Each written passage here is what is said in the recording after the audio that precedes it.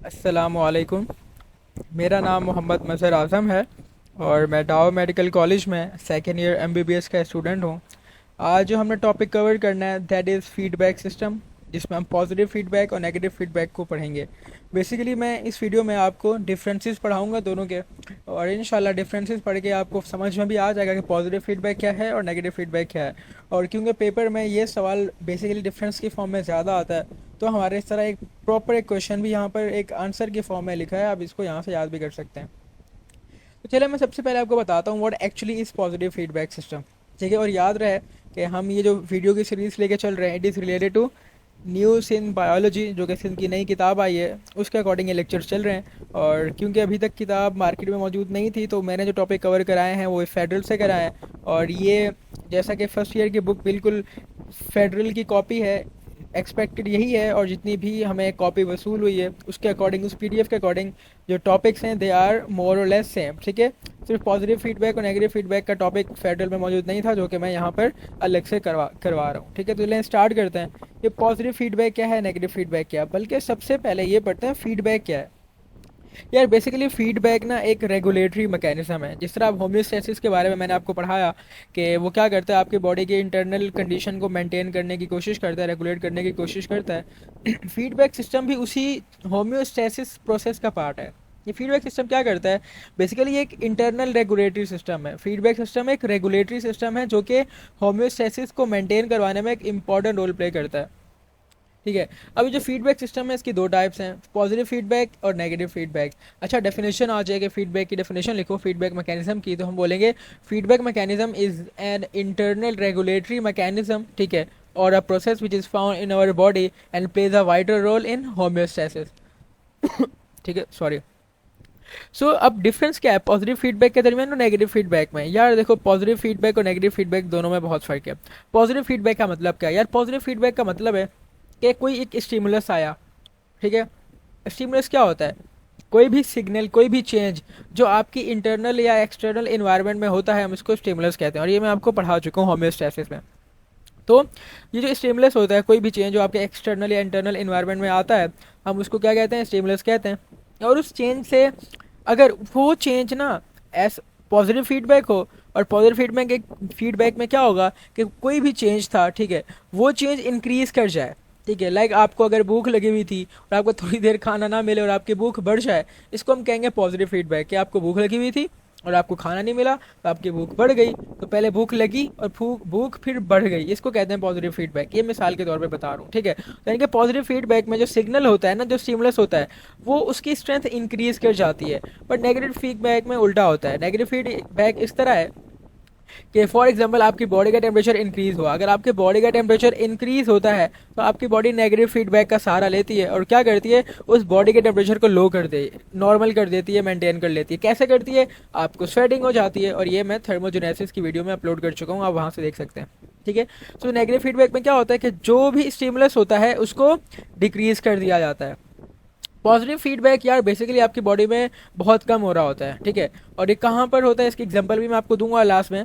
But negative feedback जो है ना सबसे ज़्यादा हो रहा होता है। यही लिखा हुआ है कि positive feedback is a less frequent mechanism, यानी कि बहुत कम है हमारी बॉडी में कि हम पॉजिटिव फीडबैक को यूज़ करें। हैं दोनों ही मैकेनिज्म वेरी इंपॉर्टेंट होम्योस्टेसिस के लिए, हर किसी का अपनी अपनी जगह पर रोल है, बट नेगेटिव फीडबैक ज़्यादा होता है हमारी बॉडी में, पॉजिटिव फीडबैक लेस फ्रीक्वेंट है, यानी कि बहुत कम होता है।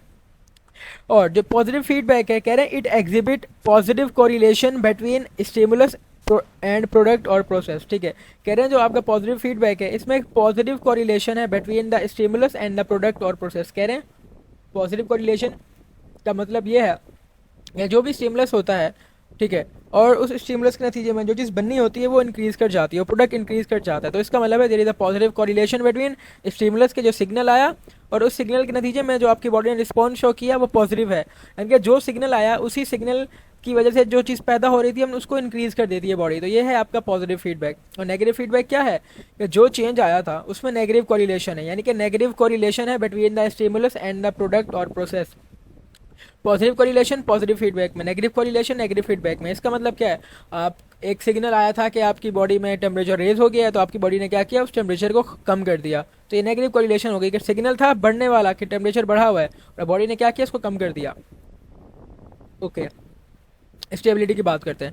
यार पॉजिटिव फीडबैक ना स्टेबिलिटी मेंटेन नहीं करवाता, ठीक है। और जो नेगेटिव फीडबैक है it is associated with stability, ठीक है। पॉजिटिव फीडबैक की एग्जांपल इस तरह है कि जब बर्थ का प्रोसेस हो रहा होता है, लाइक जब चाइल्ड बर्थ का प्रोसेस हो रहा होता है, तो सबसे पहले फीमेल के यूट्रस की कॉन्ट्रैक्शन होती है। जब यूट्रस एक दफ़ा कॉन्ट्रैक्ट करता है ना, वहाँ से सिग्नल जाता है ब्रेन में। यूट्रस ने कॉन्ट्रैक्ट किया, ये स्टिमुलस था। स्टिमुलस का जो कॉन्ट्रैक्शन का सिग्नल है वो सेंसरी रिसेप्टर ने लिया, और सेंसरी रिसेप्टर ने एफेरेंट सिग्नल के जरिए, एफेरेंट पाथवे के जरिए सिग्नल भेज दिया किसको, आपके ब्रेन को। सो सिग्नल कहाँ कॉन्ट्रैक्शन हुई, उसका स्टिमुलस जो है वो कॉन्ट्रैक्शन था, ठीक है, लेबर कॉन्ट्रैक्शन थी। और उस कॉन्ट्रैक्शन की वजह से रिसेप्टर ने उस कॉन्ट्रैक्शन को रिसीव किया, सिग्नल भेजा एफेरेंट पाथवे के जरिए ब्रेन के पास, और ब्रेन उस कॉन्ट्रैक्शन को बढ़ा देगा, इंक्रीज कर देगा। कैसे? ऑक्सीटोसिन रिलीज करके हाइपोथैलेमस के जरिए। सो कि एक दफ़ा कॉन्ट्रैक्शन हुई और ब्रेन के पास सिग्नल किया, और ब्रेन ने ऐसा रिस्पॉन्स शो किया कि उसने ऑक्सीटोसिन रिलीज़ किया, और ऑक्सीटोसिन रिलीज़ होने के नतीजे में वो जो कॉन्ट्रैक्शन थी आपके यूट्रस की, फीमेल के यूट्रस की, वो इंक्रीज़ हो गई। और जो यूट्रस की कॉन्ट्रैक्शन इंक्रीज़ होती हैं तो उससे क्या होता है, जो बच्चा होता है it is propelled outside the body of female. तो इस प्रोसेस को कहते हैं पॉजिटिव फीडबैक के। एक जो पहले कॉन्ट्रैक्शन हुई ना, वो कॉन्ट्रैक्शन बढ़ गई, ठीक है। तो यानी कि जो चेंज था वो इनहेंस हो गया। जो कॉन्ट्रैक्शन एक चेंज था ना, कि पहले तो नॉर्मली कोई कॉन्ट्रैक्शन नहीं होती यूट्रस की, बट वो जो कॉन्ट्रैक्शन थी वो चेंज था, और पॉजिटिव फीडबैक ने उसको बढ़ा दिया किसके जरिए, ऑक्सीटोसिन रिलीज करके। और ये मैं केमिकल कोऑर्डिनेशन में ऑक्सीटोसिन के रोल को बहुत डिटेल में डिस्कस कर चुका हूँ। जो नेगेटिव फीडबैक होता है ये उस चेंज को रेजिस्ट करता है। इसकी मिसाल क्या है? For example body temperature increase हुआ और आपकी बॉडी ने क्या किया, स्वेटिंग करवा के उसको डिक्रीज़ कर दिया। यानी कि टेम्परेचर इंक्रीज़ हुआ था बट उसको अब आपने डिक्रीज़ कर दिया है, कम कर दिया है। तो आपने जो चेंज पैदा हो रही थी कि यार टेम्परेचर इंक्रीज़ हो रहा था, आपने उस चेंज को पैदा होने नहीं दिया। तो यार जो नेगेटिव फीडबैक है चेंज को रेजिस्ट करता है। पॉजिटिव फीडबैक की यार रेंज वाइड है, और नेगेटिव फीडबैक जो है वो नैरो रेंज पे काम करता है। यानी कि नेगेटिव फीडबैक चीज़ों को एक ही नॉर्मल लेवल पे मेंटेन करके रखता है, पॉजिटिव फीडबैक नहीं देता। एक दफ़ा कॉन्ट्रैक्शन हुई तो ये 5, 10, 15, 20 दफ़ा कॉन्ट्रैक्शन करा देगा। कह रहे हैं पॉजिटिव फीडबैक इतनी खतरनाक साइकिल है कि इससे इवन डेथ भी हो सकती है। यानी कि विशियस साइकिल्स होती हैं और इवन डेथ भी हो सकती है। पर नेगेटिव फीडबैक जो है इसमें होम्योस्टैसिस रिस्टोर हो जाता है, तो इसमें आपकी जान जाने का कोई खतरा नहीं होता, ठीक है। और कह रहे हैं पॉजिटिव फीडबैक को ख़त्म करने के लिए आपको एक्सटर्नली कोई चीज़ लेनी पड़ेगी, ठीक है। अगर कॉन्ट्रैक्शन ख़त्म नहीं हो रही और बेबी की बर्थ भी नहीं हो रही, तो फिर आपको इंजेक्शन का सहारा लेना पड़ेगा ताकि कॉन्ट्रैक्शन कम हो और आप ऑपरेशन के ज़रिए ऑपरेट करके बेबी को बॉडी से बाहर निकाल लो, ठीक है। तो आपको एक्सटर्नली इंटरप्शन करनी पड़ेगी। बट नेगेटिव फीडबैक में क्या होता है, it does not require external interruption, क्योंकि ये खुद ही अपनी चीज़ को, अपनी चेंज को नॉर्मल कर लेता है, ठीक है।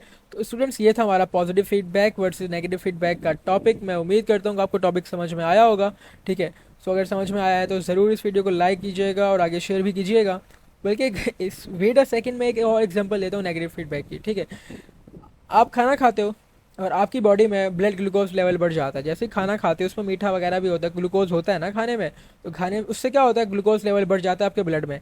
जब आपकी बॉडी को सिग्नल, आपकी बॉडी डिटेक्ट कर लेती है कि यार मेरी बॉडी में ग्लूकोज का लेवल बढ़ रहा है, तो वो सिग्नल भेजती है ब्रेन को, और ब्रेन फिर सिग्नल भेजता है पिट्यूटरी ग्लैंड को, और पिट्यूटरी ग्लैंड रिलीज़ करता है हार्मोन जिसको कहते हैं इंसुलिन। जो इंसुलिन रिलीज़ होता है वो पेनक्रियास से होता है। जो इंसुलिन रिलीज़ होता है वो आपके ग्लूकोज के लेवल को दोबारा नॉर्मल लिमिट पे ले आता है। तो सिग्नल क्या था, ग्लूकोज लेवल बढ़ रहा है। क्या हुआ, आपके पेनक्रियास से ब्रेन ने क्या रिलीज़ करवाया, इंसुलिन। उससे क्या हुआ, जो आपका ग्लूकोज का लेवल था दोबारा नॉर्मल हो गया। इसको कहते हैं नेगेटिव फीडबैक। ग्लूकोज बढ़ रहा था, अब नॉर्मल लेवल पे आ गया है, नीचे वाले लेवल पे आ गया है, ठीक है। सो अब फाइनली इस वीडियो का एंड करते हैं, और मैं उम्मीद करता हूँ कि आपको टॉपिक समझ में आया होगा। इसके 5 डिफरेंसेस आपको याद करने हैं, ठीक है, और एग्जांपल के साथ याद करना है। और अगर पेपर में ये डिफरेंस के तौर पे ना आए, सिर्फ पॉजिटिव फीडबैक के बारे में आ जाए, तो आपने सारी बातें ये पॉइंट्स की फॉर्म में लिख देनी है। 4 से 5 बातें शॉर्ट में आएगा, तो 4 से 5 हेडिंग बना के आपने ये पॉइंट्स लिख देने हैं। और अगर नेगेटिव फीडबैक आ जाए तो आपने ये पॉइंट लिख देने हेडिंग बना के, ठीक है। आप बच्चे तो है नहीं कि आपको लिखना ना आए, तो आप सेकंड ईयर में तो you know how to make answers by making some headings. तो इंशाल्लाह फिर मिलेंगे नेक्स्ट वीडियो में, और तब तक के लिए अल्लाह हाफिज़।